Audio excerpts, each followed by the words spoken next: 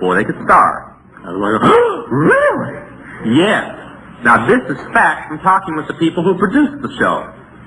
Second, the guy who played Luke Skywalker on the show, some of you from having the television bug, may realize that he starred in the premiere of 8 is Enough. They had him to a contract, and he wanted out of it because it became a series. And he said, I want out of it, and they said no. And they said, well, we're going to do a follow-up of Star Wars called Star Trails, which is so. And I want out of it, and you better let me out of it if you know what's good for you. And they said no, and they said, well, I'll just finish your show. I'll cast a spell and kill one of the leading stars, which he did. They let him out of the contract because he turned to the producer and says, you're next.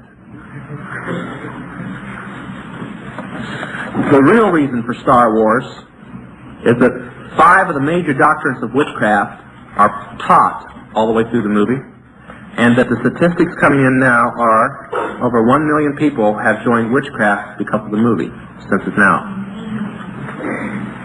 Now, I talked with the man who handled all the publicity for the movie. He verified everything I'm saying. He also said that, I said, well, I guess about 75%, and I still believe that, 75% of the movie was witchcraft. He said, no, only about 45.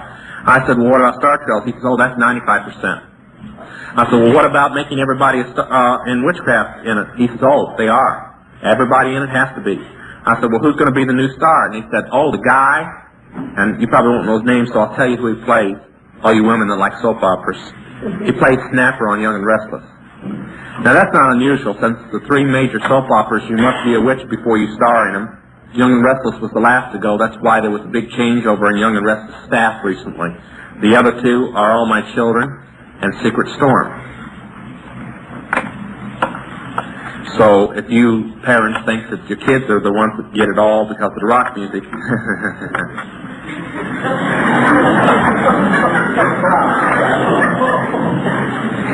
is Larry Flynn a witch? No, he's a charismatic. He says he talks in tongues regular to Peter and Paul, and they come and visit him in person and have dinner with him. Oh, well, Ruth Gardner Stapleton told him that that's the way it was supposed to be.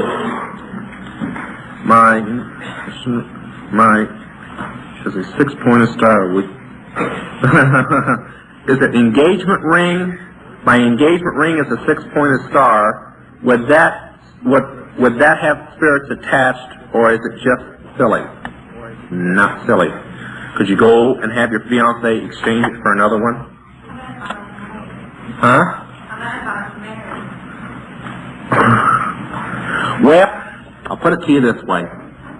There was an extremely high woman in the Eastern Star in Atlanta, Georgia, last Sunday night, and she brought her Eastern Star up and asked me what the 5-pointed star with 2 points up was, and I told her.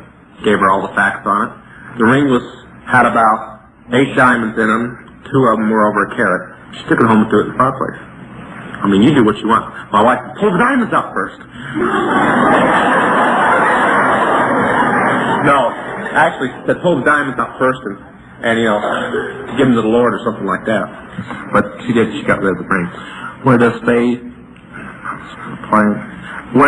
faith in the promises of God apply in the end? Well, let me tell you something. I talk a lot about the end times, and I'm sorry that people get afraid when I talk about the end times. But then if Jesus was Lord in everybody's life, there wouldn't be any fear. I'm not afraid of the end times. You know, the Christians that went to a thing went rejoicing. You see, back then, you only had a sword, and when they sent a legion, which was 100 soldiers after you, one sword wasn't going to stop 100 with a sword. But today, one rifle could stop 100 with a rifle. This is something you have to decide. I mean, if you dig martyrism, go on ahead. But the thing about faith in the promises of God is that I have faith that God is going to let me know when it's going to happen, and is going to let me be prepared for it. Now, you can imagine how many Christians, there were 20 million Christians died in communist countries when the communists took over in brutal ways. And they were warned, and they listened to other ministers, just like the people in Jerusalem listened when Jeremiah tried to warn Jerusalem that it was going to fall. Just like people listened to other people when Noah tried to warn people that it was going to rain. We're going to have a lot of people that's going to be like the people in Noah. They're going to be looking up like this, and then when the rain starts hitting them on the head, they'll get the message.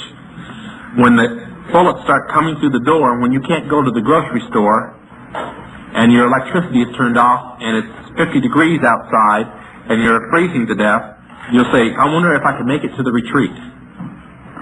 Well, you won't be able to then. All I can tell you is that I believe firmly in the promises of God, and therefore I believe that I am going to see the end times. I believe that I am going to come through it. But if I came to your door and I said your house was on fire, and you said, my house is fireproof, and went back up and laid down, and you burned up, it's not my fault.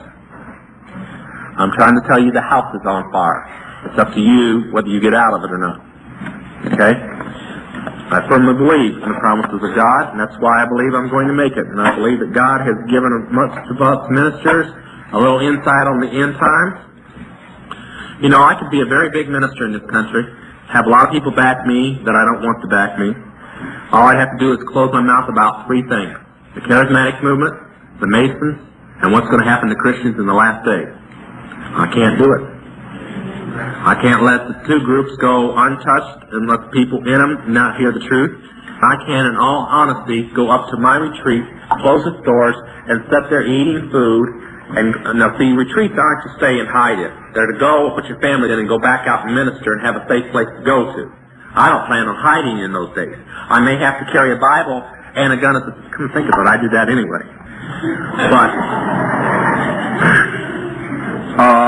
I plan on fully to keep on ministry. That's why most of the retreats have printing presses in them.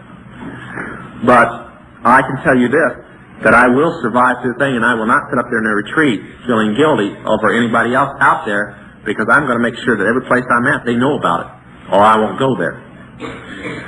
Do you feel J.R. Tolkien, the author of The Hobbit and other series, wrote any of his books on the basis of witchcraft? Many of the themes in the books are those used to... This person couldn't have been here last night.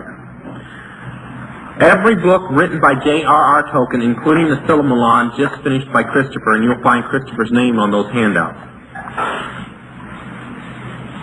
was not written by him. Until Tolkien wrote these things used in witchcraft, as you put it, were secrets to witchcraft.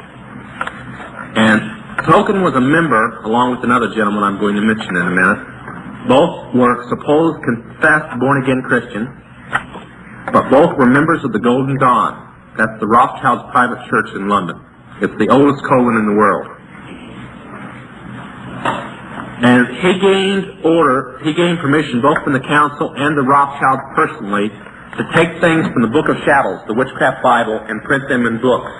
You may think that The Hobbit and the books of the trilogy, like The Lord of Rings and Two Towers and so on, and the Silmarillion are fairy tales. But they're the gospel to witches. According to witches, those things really did take place. If you've got them in your home, you wouldn't own a Satanist Bible. At least I hope you wouldn't. Pray for you if you would. And you wouldn't own a witchcraft Bible. Why would you own part of the witchcraft Bible?